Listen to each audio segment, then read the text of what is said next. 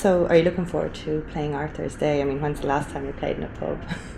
Um, I'm really looking forward to playing it. The last time I played in a pub was probably about 2 years ago. And it was a mate of mine does a radio station and he does this night at this place, and I just came down with my acoustic guitar. He does an acoustic, an open mic night. And he says, will you come and do something? And I went, alright, I'll turn up. So I went down the pub and I did a couple of songs. What a nice surprise for people there. It was really good fun, but it was quite funny because he kept making requests and I was like, oh Christ, I've not played that one for years, we need to remember the chords. It's like, right, I'm ready now. It was all that kind of stuff. It was good fun.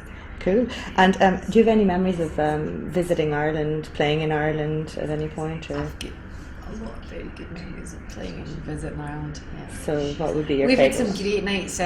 Hughie and from Fun Living Criminals had the pub here, and I remember one night particularly, all ending up in his place, and I remember my guitar player being on my manager's shoulders on a dance floor, and just the whole band and all crew, everyone just having an absolute ball. I just remember us all dancing, which never really ever happens. We don't do dancing, but we were all up dancing, having a great night, having a good few Guinnesses, and then we were done. So you drink Guinness then? Well, you know what? How can you come to Ireland and not drink Guinness? I did say to the driver today, I says to him, it is better here. It does definitely taste different. So it does, yeah. It's really creamy here. You don't get. It still tastes great when you drink it anywhere else, but it's a bit more metally. But here, when you drink it, it's like, it is black velvet at that point when you're drinking it. Like you're like, oh, that's goes down very well, doesn't it? A bit too easily. I suppose, yeah. And so, what have you been up to in the last year? Are you fully back with Texas now? Yes. I never was fully away from Texas. I was never away from Texas anyway, so yeah, it was just everyone was taking the time to do bits and pieces, family life, projects that they wanted to do. And so yeah, we've been doing the new Texas album, which is literally, will probably be finished in the next week or two. Oh, okay. Yeah, it's just been mixed at the moment, so yeah. Very good. We're nearly done. So what can fans expect when they see you playing in September? Will it be some of your new stuff? We're already doing a couple of the new songs in the gigs that we're doing just now. So we're doing 2 of the new songs in the set. So yeah, we'll see if we can slip them in. See how the mood is on the night. Okay. And so you played Wickerman, didn't you, in Scotland? Yeah, just did Wickerman the other week. And you were in Switzerland, I think. That's right. Too. How do you know all this? Because I actually come from Switzerland. So. Oh, you come from Switzerland? Yeah, so I know that actual festival, so I just thought that was interesting. You have really a big fan base there, haven't you? Switzerland, we do really well. Yeah. So how is it to be back together playing and all of that? Has it felt different to your solo stuff, perhaps? It's different to the solo stuff because it's, it's what I do. That's the band that, I spent most of my adult life with. I've been on stage with them since I was 17, 18 years old. So yeah, it feels completely natural, normal. I have to keep a bit more an eye on Ali. Yeah. Than before. And is he full time back now? Yeah, he's back. He's amazing. He's fantastic. I mean, you wouldn't know they'd had the brain aneurysm or anything, but he still thinks he's invincible.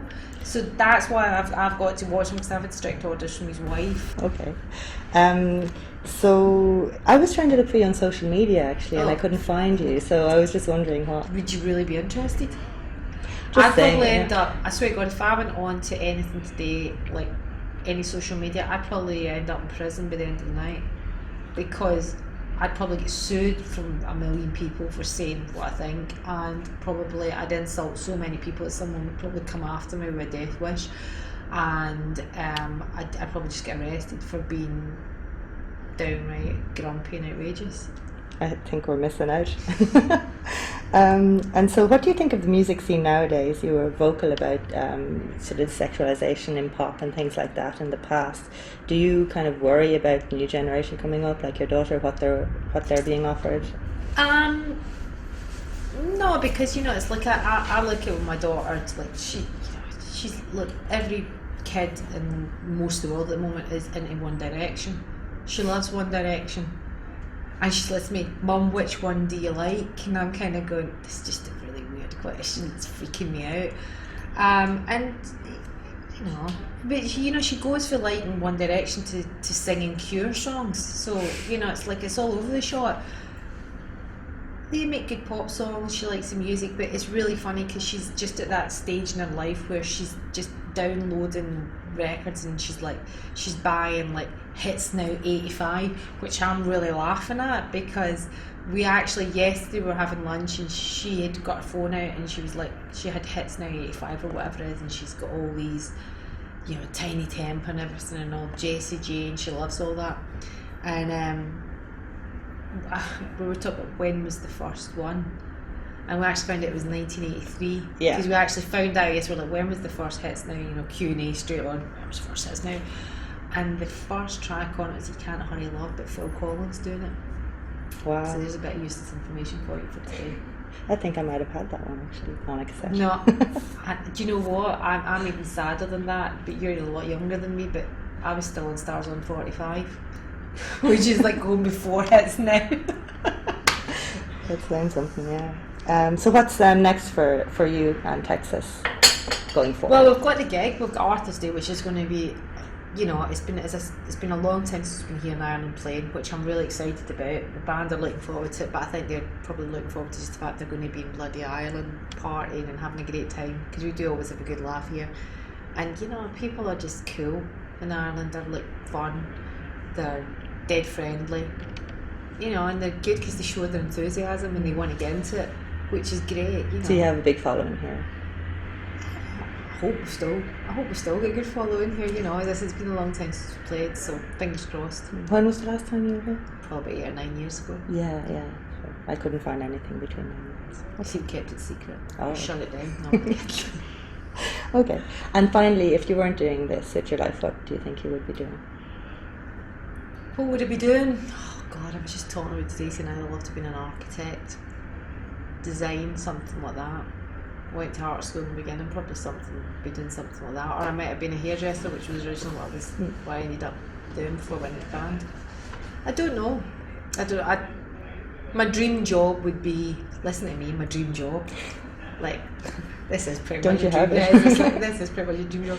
But no, some form of sort of design would be something that I would just love to do. You can hide. I like things you can hide away and nobody needs to like see you or talk to you. Just draw pictures. Okay. Well, thank you very much. Thank you.